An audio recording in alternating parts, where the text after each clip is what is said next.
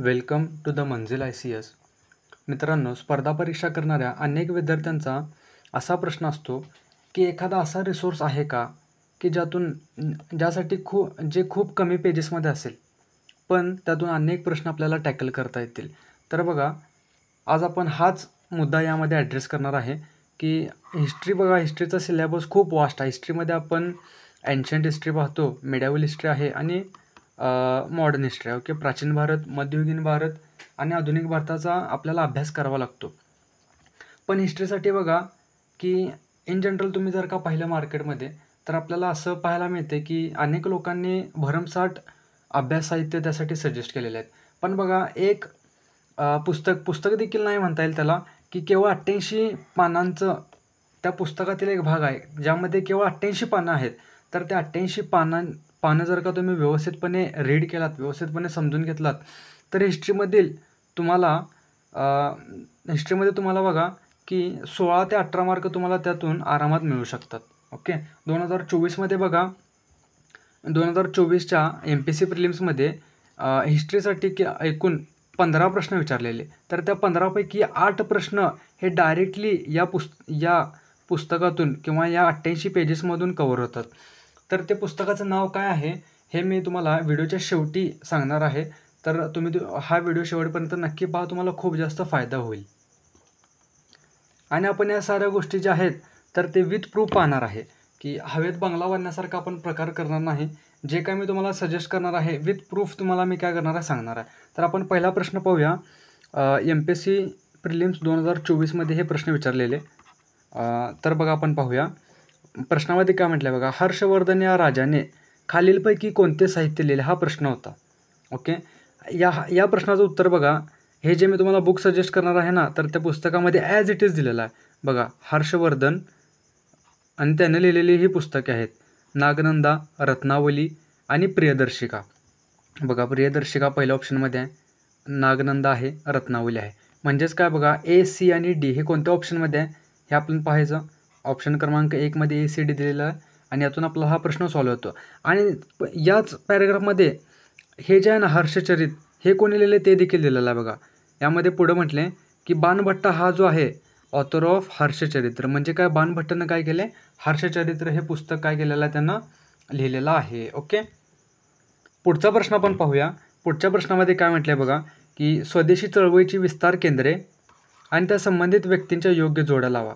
तर बघा, हे चारीचे चारी मुद्दे आपल्याला या पॅरेग्राफमधून आपल्याला सॉल्व्ह होतात.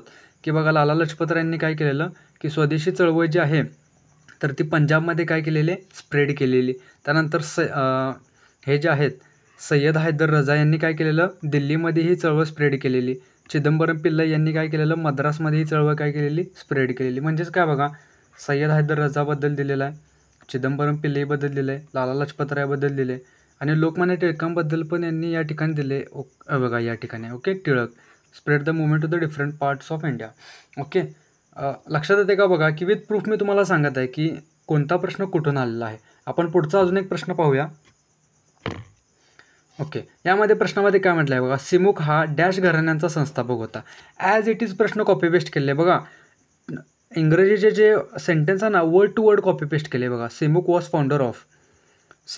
Founder of okay dash dynasty आहे का, सातवाहन.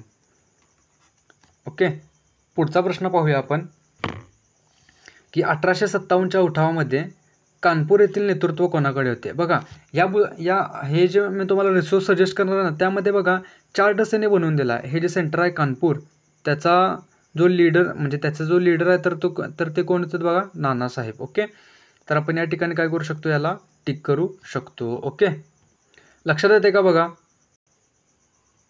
पुढचा प्रश्न बघा, खालीलपैकी कोणत्या शासकाच्या कालखंडात अब्दुल रझाक या फारसी प्रवाशाने विजयनगरला भेट दिली. त्या पुस्तकामध्ये बघा किती चांगल्या पद्धतीने दिले, एकदम क्रिस्प हे बुक आहे. ओके, एकदम शॉर्ट आणि स्वीट एकदम पुस्तक आहे, ज्याचा म्हणजे केवळ 88 पानं म्हणजे काय आहे तुम्ही विचार करू शकता. आपण स्पर्धा परीक्षेची पुस्तके पाहतो, असे त्या पानामध्ये म्हणजे त्याची पानं जी असतात ती पाहूनच एक विद्यार्थ्यांना वाटते की अरे आपण तयारी करावी की न करावी. केवळ 88 पानं तुम्हाला वाचायची आहेत आणि त्यातून अनेक प्रश्न टॅकल होणार आहेत. बघा, राजाचं नाव इथं स्पष्टपणे दिले, देवराय दुसरा म्हणून. ओके, आणि शेवटी बघा, Abdul Razzaq okay visited Vijayanagar during his reign. Okay, Abdul Razzaq हे म्हणजे हा जो फारसी प्रवासी होता, तर त्यांना काय केलं, अब्दुल रझाक या शासकाच्या कालखंडात विजयनगरला भेट दिली. हा प्रश्न काय होतो, या इथून काय होतो, टॅकल होतो. याचा आन्सर काय, देवराय दुसरा. ओके, पुढचा प्रश्न बघा, चुकीच्या जोडी आपल्याला काय करायच्या आहेत, ओळखीच्या आहेत. चुकीच्या जोडी काय करायच्या आपल्याला ओळखायचं आहे.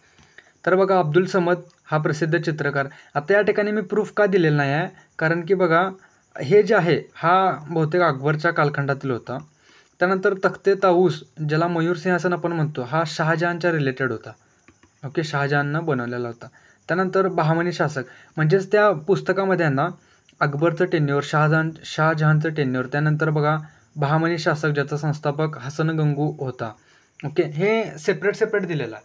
ओके, म्हणजे इथे हे एकाच ठिकाणी ते पेस्ट करता येणार नाही, म्हणून मी हे याचं प्रूफ तुम्हाला काय केलेलं आहे, दिलेलं नाही आहे. हा देखील प्रश्न काय होतो, तेथून टॅकल आपल्याला करता येतो. ओके, केवळ इतकंच नाही तर बघा 2023मधील सेट ए मधील हे जे प्रश्न आहेत, प्रश्न क्रमांक 4, 5, 7, 9, 15 आणि 2022मधील 91, 92, 94, 98, 99 आणि 100 हे प्रश्न देखील तर त्या पुस्तकातून टॅकल करता आपल्याला येतात. अनेक विद्यार्थी असं म्हणू शकतात की सर एकाच वर्षी 7 ते 8 प्रश्न आपल्याला टॅकल करता आले, त्याच्या आधीच्या वर्षाचं काय. तर त्यासाठी मी तुम्हाला प्रूफ देखील दिलेला आहे की 2023मधील हे 5 प्रश्न आणि 22मधील हे 6 प्रश्न तर त्या पुस्तकातून टॅकल करता येतात. तर अनेक विद्यार्थ्यांनी म्हणजे अनेकांना क्युरिओसिटी लागलेली असेल की तर ते पुस्तक कोणतं आहे. तर बघा, तर ते पुस्तकाचं नाव आहे लुसेंट. ओके, लुसेंट हे पुस्तक मी पर्सनली तुम्हाला सजेस्ट करतो की मस्ट आहे सगळ्यांसाठी. तुम्ही हे म्हणजे वाचून बघा. याच्या नोट्स काढण्याची गरज पडत नाही, कारण की हे ऑलरेडी नोट्सच्या फॉर्ममध्ये आहे. ओके, 88 पानं आहेत फक्त, आणि हे 88 पानं तुम्हाला फर्स्ट टाईम रीड करत असताना सगळी 88 पानं वाचावी लागतील. पण बघा, सेकंड रीडिंग, थर्ड रीडिंग करत असताना आपल्याला यातील 1/3 भागच काय आपल्या परीक्षेसाठी महत्त्वाचा आहे, तर तो आपल्याला समजून येईल नंतर. तर माझं पर्सनली सजेशन तुम्हाला असं आहे की हे पुस्तक तुम्ही आवर्जून रेफर करा, याचा तुम्हाला खूप जास्त फायदा होईल. शेवट करण्याआधी बघा एक अनाऊन्समेंट आहे. जर का तुम्हाला कमी वेळेमध्ये ॲन्सर रायटिंग शिकायचं असेल, ओके, कमी वेळेमध्ये आणि मिनिमम एफर्ट्स लावून ॲन्सर रायटिंग शिकायचं असेल, तर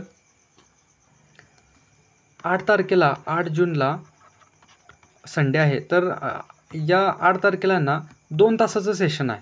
ओके, केवळ 2 तासाचं.